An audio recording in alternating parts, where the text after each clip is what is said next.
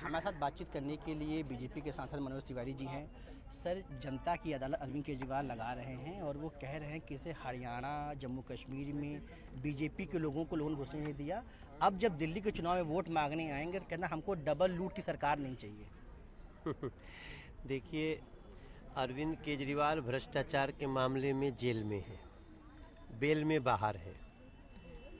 तो नरेंद्र मोदी जी कहते हैं देखो भाई, मैं भ्रष्टाचार, आतंकवाद और माफियावाद ये बर्दाश्त नहीं करूंगा।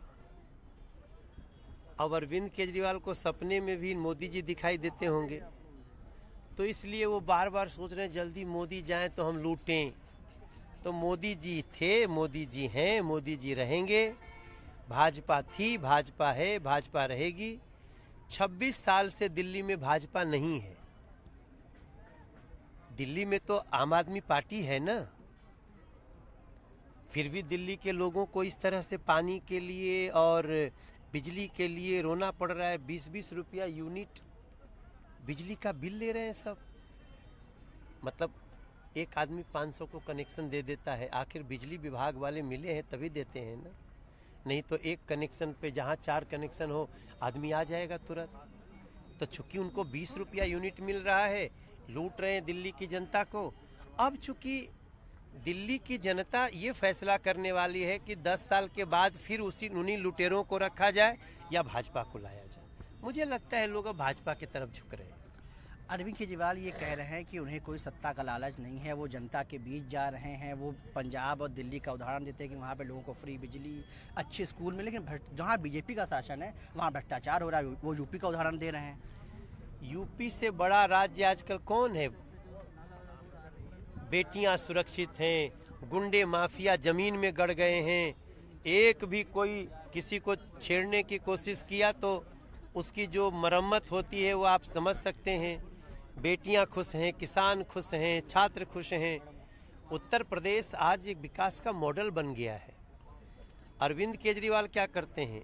एक पर एक फ्री शराब पिलाते हैं। बताओ, यही चाहिए दिल्ली को?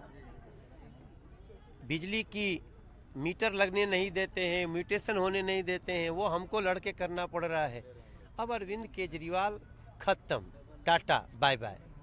सर, एक सवाल ये कि जो कांग्रेस पार्टी है, कल पीएम ने कहा कि कांग्रेस जो है बांटने की राजनीति करती है। कांग्रेस ये कह रही है कि सबसे अधिक तो प्रधानमंत्री करते हैं, कपड़े से, भाषा से, बोलचाल से, जाति के नाम पर। देखो, बीजेपी का काम जोड़ना है और अरविंद केजरीवाल का काम तोड़ना है। हम जोड़ते चल रहे हैं, तुमको तोड़ना हो तोड़ो।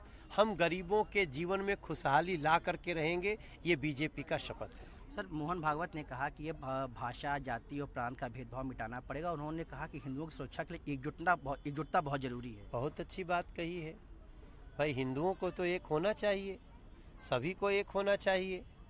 लेकिन आप देखते होंगे कि हिंदू समाज के कई लोगों के साथ बहुत भेदभाव हो रहा है। तो मोहन जी का विचार बहुत ही उत्तम है। इसका विचार इस वक्त मतलब उनका ये बयान आना जो है, क्या इसके मायने आप देखते हैं जो है? क्योंकि लोग इस पर सवाल उठा रहे हैं, खासकर जो आपके विरोधी हैं। हिंदू एक होगा तो देश मजबूत होगा। सर, आखिरी सवाल ये कि जो एग्जिट पोल आ रहे हैं हरियाणा या जम्मू कश्मीर के, क्या देखते हैं? मतलब इसको क्या, अगर इसके परिणाम अगर आप लोगों के पक्ष में नहीं गए तो जो आपकी विरोधी पार्टी है वो कहती है इसका असर जो है केंद्र की सत्ता पर भी पड़ेगा। देखो, जनादेश है, अब तो वोटिंग हो गया है। अब क्या इतना उछल उछल के बोलना है? जिसके पक्ष में आएगा वो सरकार बनाएगा, चलाएगा। हमें पूरा विश्वास है कि भारतीय जनता पार्टी की तीसरी बार सरकार बनने जा रही है। तो ये थे हमारे साथ जो है बीजेपी के सांसद मनोज तिवारी, जिन्होंने तमाम मसलों पर अपनी बात रखी और उन्होंने ये कहा कि अरविंद केजरीवाल झूठ के अलावा कुछ नहीं करते हैं और वो सिर्फ जनता को भ्रमित करने का काम कर रहे हैं। नई दिल्ली से NTV इंडिया के लिए पल्लव मिश्रा।